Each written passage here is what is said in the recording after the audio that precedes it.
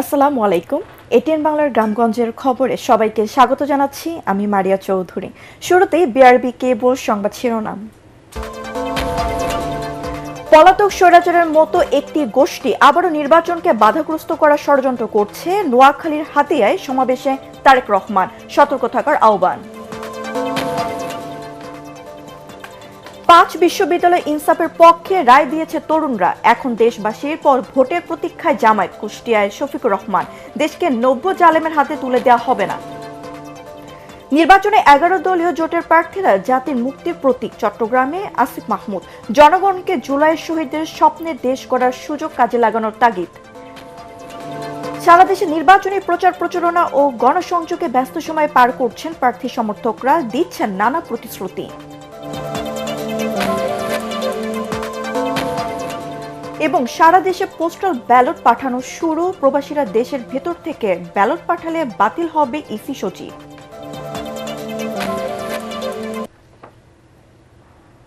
শুনছিলেন বিআরবি কেবল সংবাদ শিরোনাম, এবার জানিয়ে দেব বিস্তারিত। জনগণের ভোটের অধিকার কেড়ে নেওয়া একটি দল দেশ থেকে চলে গেল, বর্তমানে অন্য একটি গোষ্ঠী নির্বাচন বাধাগ্রস্ত করার ষড়যন্ত্র করছে বলে মন্তব্য করেছেন বিএনপির চেয়ারম্যান তারেক রহমান। নোয়াখালীর হাতিয়ায় দলের নির্বাচনী জনসভায় ভার্চুয়ালি যুক্ত হয়ে তিনি এই মন্তব্য করেন। 12 ফেব্রুয়ারি জাতীয় সংসদ নির্বাচনে ভোট দেওয়ার পাশাপাশি কেন্দ্র পাহারা দিতে দলের নেতাকর্মী সহ ভোটারদের আহ্বান জানান তারেক রহমান। একই সাথে নির্বাচনকে কেন্দ্র করে সব ধরনের ষড়যন্ত্র রুখে দিতে দেশবাসীকে আহ্বান জানান তিনি। আমাদের দেশের মানুষের ভোটের অধিকার কেড়ে নেওয়া হয়েছিল, কথা বলার স্বাধীনতা কেড়ে নেওয়া হয়েছে। যারা এই কাজটি করেছিল তারা দেশ থেকে চলে গিয়েছে, কিন্তু এখন অন্য একটি গোষ্ঠী তারা আবার কিছু কিছু ষড়যন্ত্র করছে যেন নির্বাচন বাধাগ্রস্ত হয়। এই ব্যাপারে আপনাদের সকলকে সচেতন থাকতে হবে। 12 তারিখে শুধু ভোট দিলেই চলবে না, ভোট দিয়ে চলে আসলে চলবে না, ভোট দিয়ে ওখানে থাকতে হবে, যাতে করে আপনার যে ভোটটা আপনি দিলেন এই ভোটের হিসাব কড়ায় গন্ডায় বুঝে আনতে হবে। এদিকে দীর্ঘ 22 বছর পর আগামীকাল ময়মনসিংহ যাচ্ছেন বিএনপি চেয়ারম্যান তারেক রহমান। ঐতিহাসিক সার্কিট হাউস মাঠে তার নির্বাচনী জনসভাকে কেন্দ্র করে উত্তর দক্ষিণ জেলা ও মহানগর বিএনপি ব্যাপক প্রস্তুতি নিয়েছে। নেতাকর্মীদের মাঝে রয়েছে ব্যাপক উচ্ছ্বাস। নগরের বিভিন্ন স্থানে লাগানো হয়েছে ব্যানার, ফেস্টুন। সভায় ব্যাপক জনসমাগম ঘটাতে কাজ করে যাচ্ছেন ময়মনসিংহ বিভাগের 4 জেলার 24টি আসনের বিএনপি দলীয় প্রার্থী সহ অঙ্গ সংগঠনের নেতাকর্মীরা।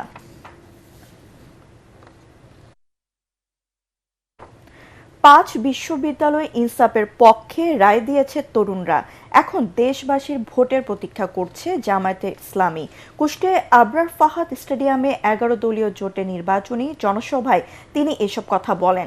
জামায়াতের আমির আরও বলেন, ক্ষমতায় এলে নারীদের ঘরে, রাস্তাঘাটে চলাফেরা, কর্মস্থলে নিরাপত্তা ও মর্যাদা নিশ্চিত করবে জামায়াত। সভায় 11 দলীয় ঐক্যের নেতারা বলেন, দেশকে আর কখনোই নব্য জালেমের হাতে তুলে দেওয়া হবে না। পরে মেহেরপুর, চুয়াডাঙ্গা নির্বাচনী সভা শেষে এখন ঝিনাইদহের পথে রয়েছেন জামায়াতের আমির এহসানুল গনি। স্বজনের ক্যামেরায় আরো জানাচ্ছেন খায়রুল ইসলাম। আপনাদের সন্তান হিসাবে, কুষ্টিয়ার মানুষ হিসাবে কথা দিতে পারি। কুষ্টিয়া শহীদ আবরার ফাহাদ স্টেডিয়ামে নির্বাচনী জনসভার মধ্য দিয়ে শুরু হলো জামায়াত ইসলামী সহ 11 দলীয় জোটের দ্বিতীয় দফার নির্বাচনী সফর। আমিরের আগমনকে ঘিরে সকাল থেকেই জামায়াত ইসলামী সহ 11 দলীয় নেতাকর্মীদের ঢল নামে। ব্যানার, ফেস্টুন, নির্বাচনী প্রতীক হাতে তারা জড়ো হন সমাবেশ স্থলে।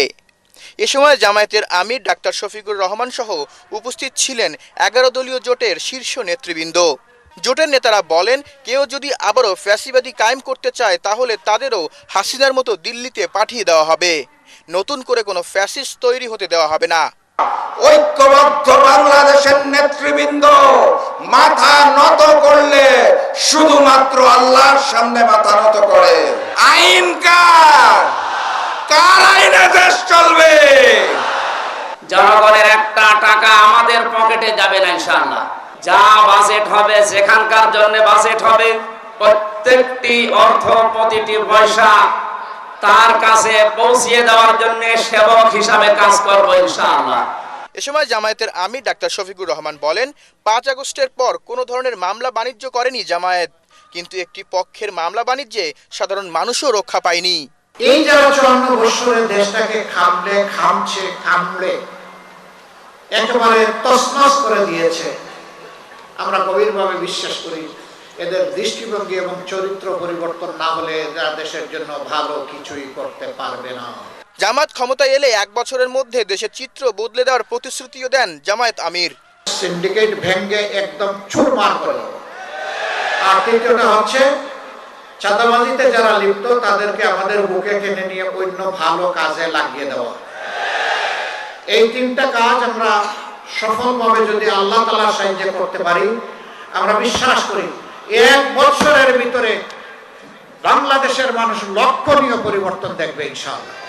যারা সমাজে ন্যায় বিচার দেখতে চায় না, বরঞ্চ বিচারাঙ্গনকে নিজের পকেটে নিয়ে চলতে চায়, তারা পাল্লাকে গায়েব করে দিয়েছিল। খায়রুল ইসলাম, এটিএন বাংলা, কুষ্টিয়া। দর্শক, এই মুহূর্তে জামায়াতে ইসলামের আমিরের নির্বাচনে বহরে আছেন সহকর্মী খায়রুল ইসলাম। সরাসরি চলে যাচ্ছি তার কাছে। খায়রুল, জামায়াতের আমিরের নির্বাচনী জনসভাকে কেন্দ্র করে সাধারণ মানুষের মধ্যে কি প্রতিক্রিয়া দেখছেন এবং এখানকার সবশেষ তথ্য আপনার কাছে কি আছে? আমরা এখন ঝিনাইদহের উদ্দেশ্যে রওনা হয়েছি, ঝিনাইদহের পথে রয়েছি। সেখানে বাংলাদেশ জামায়াত ইসলামীর একটি সমাবেশ রয়েছে, যেখানে দলটির প্রধান আমির যিনি ডাক্তার শফিকুর রহমান, সেখানে গিয়ে তিনি বক্তব্য রাখবেন। এর আগে এই চুয়াডাঙ্গা শহরের টাউন হল ফুটবল মাঠেও কিন্তু তিনি সমাবেশ করেছেন। সকালে কিন্তু তিনি মেহেরপুরে সমাবেশ করেছেন। এর আগে সকাল 11টার পরে কিন্তু তিনি কুষ্টিয়ায় কিন্তু সমাবেশ করেছেন। তিনি কিন্তু বারবার বলছেন যে আসলে জামায়াত ইসলাম ক্ষমতায় এলে কিন্তু তারা যে বেকারত্বের যে সমস্যা রয়েছে সেই সমস্যা দূর করবেন। তরুণদের আসলে তারা চাইছেন যে আসলে দেশের উন্নয়নের জন্য সেভাবে তৈরি করতে, এবং নারী এবং নারীদের জন্য কিন্তু তারা যে বারবার বলছেন যে নারীদের নিরাপত্তার জন্যও কিন্তু তারা বিশেষ ধরনের কিন্তু ব্যবস্থা নেবেন। আমরা কিন্তু এখানে এসে এখানকার ভোটার যারা রয়েছেন, সাধারণ মানুষ যারা রয়েছেন, তাদের সঙ্গে কথা বলেছি। তারা আসলে বারবার বলছেন যে আসলে তারা চাইছেন যে আসলে যারা তাদের এই অঞ্চলে ইনসাফ কায়েম করবে, অন্যায় অনিয়ম দুর্নীতি বন্ধ করবে, চাঁদাবাজি বন্ধ করবে, তাদের পক্ষেই কিন্তু তারা আসলে রায় দিবেন। এই ছিল চুয়াডাঙ্গা থেকে আমার কাছ থেকে সর্বশেষ খবর। খায়রুল, আপনাকে ধন্যবাদ। আমরা সবশেষ তথ্য জানতে আবার সংযুক্ত হব। বিএনপি কখনোই জনগণের দেয়া আমানতের অমর্যাদা করেনি বলে মন্তব্য করেছেন বিএনপি মহাসচিব মির্জা ফখরুল ইসলাম আলমগীর। দুপুরে নিজ নির্বাচনী এলাকার ঠাকুরগাঁও 1 আসনের বেগুনবাড়ি ইউনিয়নের পাইকপাড়ায় আয়োজিত জনসভায় তিনি এই মন্তব্য করেন। মির্জা ফখরুল বলেন, বিএনপি মানুষের কল্যাণের রাজনীতি করে, রাজনীতির মাধ্যমে ব্যবসা করে না। কিছু অসাধু মানুষ নিজেদের মধ্যে বিরোধ ও বিভেদ সৃষ্টি করতে চায়। এই চক্রান্ত থেকে দলীয় নেতাকর্মীদের সজাগ থাকার আহ্বান জানান তিনি। হিন্দু সম্প্রদায়ের যে কোনো সমস্যায় পাশে থাকারও কথা জানান মির্জা ফখরুল। আমরা একটা জোর দিয়ে বলতে পারি, আমরা আমানত খেয়ানত করি না। আমরা যে ভোট নেই আমরা কাজ করার চেষ্টা করি। আমরা এই ভোট নিয়ে আমরা গ্রুপ চাই না। আমরা স্কুলের মাস্টার, টিচার, দপ্তরে চাকরির জন্য আমরা ঘুষ নিব না, নিতে না, নিতে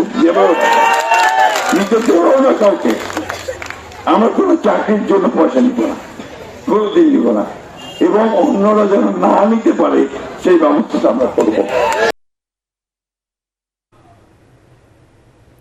আগামী নির্বাচনে 11 দলীয় জোটের প্রার্থীরা দেশ ও জাতির মুক্তির প্রতীক বলে মন্তব্য করেছেন এনসিপির মুখপাত্র ও নির্বাচন পরিচালনা কমিটির চেয়ারম্যান আসিফ মোহাম্মদ সজীব ভুঁইয়া।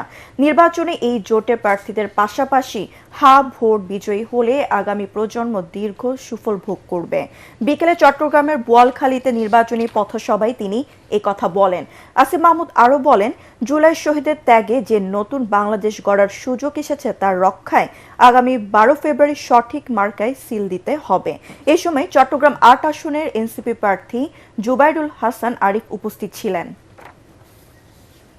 যেভাবে ফ্যাসিবাদী শক্তিকে দেশ থেকে বিতাড়িত করেছি, 12 ফেব্রুয়ারি ব্যালট বিপ্লবের মাধ্যমে আমরা তাদের এই ঐক্যকে আবার নস্যাৎ করে দেব।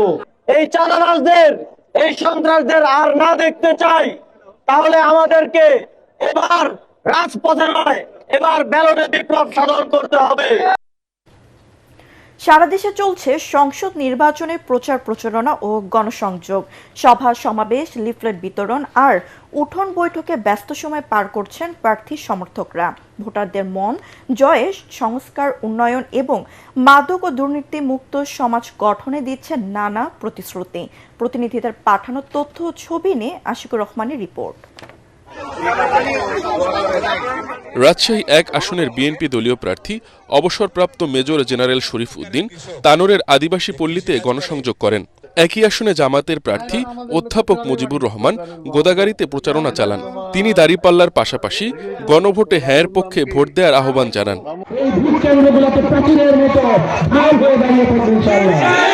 কুমিল্লা ৪ আসনে এনসিপির প্রার্থী হাসনাত আব্দুল্লাহ প্রচারণা চালান দেবিদ্বার পৌর এলাকার ফতেহাবাদ ও মরিচাকান্দায়। নতুন আশা, নতুন নাটোর, এই স্লোগানকে সামনে রেখে নাটোরে নির্বাচনী প্রচারণা চালাচ্ছেন নাটোর ২ আসনের ধানের শীষের প্রার্থী বিএনপির কেন্দ্রীয় নেতা এম রুহুল কুদ্দুস তালুকদার দুলু। সকাল থেকে নাটোর সদর উপজেলার বিভিন্ন পাড়া মহল্লায় নেতাকর্মীদের সাথে নিয়ে সভা সমাবেশ করেন তিনি। আমাদের নেতা তারেক রহমানের নেতৃত্বে বিএনপি যদি ক্ষমতায় যায়, ইনশাল্লাহ এই ফ্যামিলি কার্ড, কৃষিকার্ড পাবেন। নওগাঁ ৬ আসনের স্বতন্ত্র প্রার্থী আলমগীর কবির রানীনগর উপজেলার বিভিন্ন এলাকায় গণসংযোগ করেন এবং ভোটারদের সাথে কুশল বিনিময় করেন। জয়পুরহাট ১ আসনের বিএনপির প্রার্থী মাসুদ রানা প্রধানের পক্ষে বিশাল মিছিল অনুষ্ঠিত হয়েছে। এতে জেলা বিএনপি ও অঙ্গ সংগঠনের নেতাকর্মীরা অংশ নেন। এছাড়া দেশের বিভিন্ন এলাকায় মিছিল, পথসভা ও লিফলেট বিতরণ করে প্রচার প্রচারণা চালাচ্ছেন বিভিন্ন দলের প্রার্থী ও কর্মী সমর্থকরা। আশিকুর রহমান, এটিএন বাংলা। আজ থেকে দেশের মধ্যে পোস্টাল ব্যালট পাঠানো শুরু হয়েছে বলে জানিয়েছেন নির্বাচন কমিশনের সিনিয়র সচিব আক্তার আহমেদ। রাজধানীর আগারগাঁও নির্বাচন ভবনে এক ব্রিফিংয়ে এই কথা জানিয়ে তিনি বলেন, সংশ্লিষ্ট এলাকার রিটার্নিং কর্মকর্তার কাছে নির্বাচনী আচরণবিধি লঙ্ঘনের অভিযোগ দিলে দ্রুত ব্যবস্থা নেওয়া সহজ হয়। পোস্টাল ভোটিংয়ের বিদেশে আচরণবিধি লঙ্ঘন করলে সেটার দায় ওই ব্যক্তির। লেভেল প্লেইং ফিল্ড আছে বলেই সবাই স্বাধীনভাবে প্রচার প্রচারণা চালাতে পারছে জানিয়ে ইসি সচিব বলেন, প্রধান নির্বাচন কমিশনারের বিরুদ্ধে আদালত অবমাননার রুলের বিষয়ে কোনো নির্দেশনা ইসির কাছে নেই। আমি আপনাদের মাধ্যমে সবাইকে বলছি যে আচরণবিধি ভঙ্গের বিষয়টা আপনারা ৩০০ কনস্টিটিউয়েন্সিতে ৩০০টা electoral enquiry and adjudication committee আছে, তাদেরকে বলেন, তাদেরকে আপনারা বলেন, রিটার্নিং অফিসারের কাছে বলেন, with a copy to us, আমরা এখান থেকে এই জিনিসটাকে ফলো আপ করব। ভোট বেচাকেনা ঠেকাতে প্রতিটি আসনে মোবাইল ব্যাংকিং লেনদেনের উপর কঠোর নজরদারি থাকবে বলে জানিয়েছে নির্বাচন কমিশনার অবসরপ্রাপ্ত ব্রিগেডিয়ার জেনারেল আবুল ফজর মোহাম্মদ সানাউল্লাহ। দুপুরে চাঁদপুরে জেলা প্রশাসন কার্যালয়ে জাতীয় সংসদ নির্বাচনের প্রস্তুতি নিয়ে আইনশৃঙ্খলা বাহিনী সহ সংশ্লিষ্টদের সঙ্গে মতবিনিময় সভায় তিনি এই কথা জানান। নিরপেক্ষ নির্বাচন আয়োজনে সরকারের পক্ষ থেকে কোনো চাপ থাকবে না। স্বচ্ছতা, নিরপেক্ষতা ও দৃঢ়তা বজায় রেখে ভোট পরিচালনা করতে সংশ্লিষ্টদের নির্দেশ দেন নির্বাচন কমিশনার আবুল ফজর মোহাম্মদ সানাউল্লাহ। তিনি বলেন, সাধারণ ও গণভোটে ভোটারদের উদ্বুদ্ধকরণ করতে হবে। সভায় সভাপতিত্ব করেন চাঁদপুর জেলা প্রশাসক মোহাম্মদ নাজমুল ইসলাম সরকার। বিশেষ অতিথির বক্তব্য রাখেন জেলা পুলিশ সুপার রবিউল হাসান। এছাড়াও জেলা প্রশাসন ও আইনশৃঙ্খলা বাহিনীর সদস্যরা এতে উপস্থিত ছিলেন।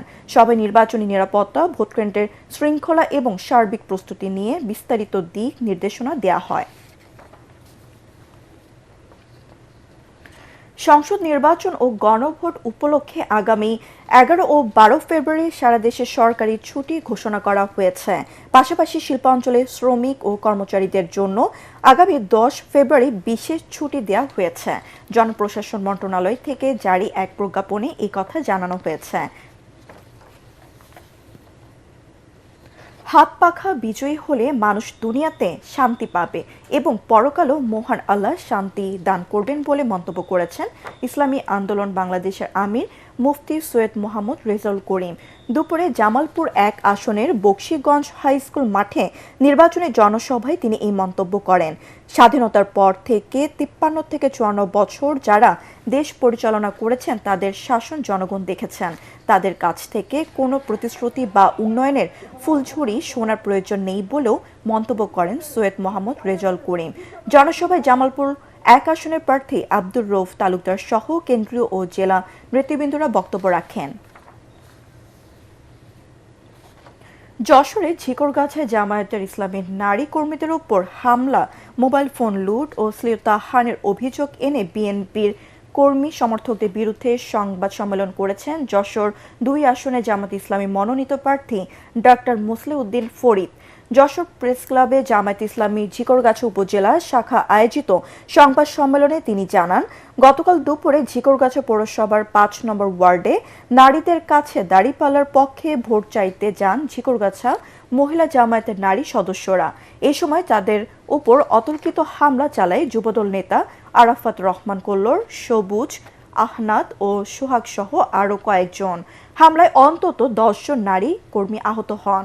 এ বিষয়ে জেলা রিটার্নিং কর্মকর্তার কাছে লিখিত অভিযোগ দেওয়া হয়েছে বলেও জানান জামায়াতের প্রার্থী ডাক্তার মুসলিউদ্দিন ফরিদ। সালামি স্টিল ভোটার গাড়ি নিয়ে নারায়ণগঞ্জ থেকে নির্বাচনের খবর জানাচ্ছেন আমাদের প্রতিনিধি আব্দুস সালাম। সালামি স্টিল ভোটের গাড়িতে নারায়ণগঞ্জের 5 আসনে আমরা এখন দাঁড়িয়ে আছি।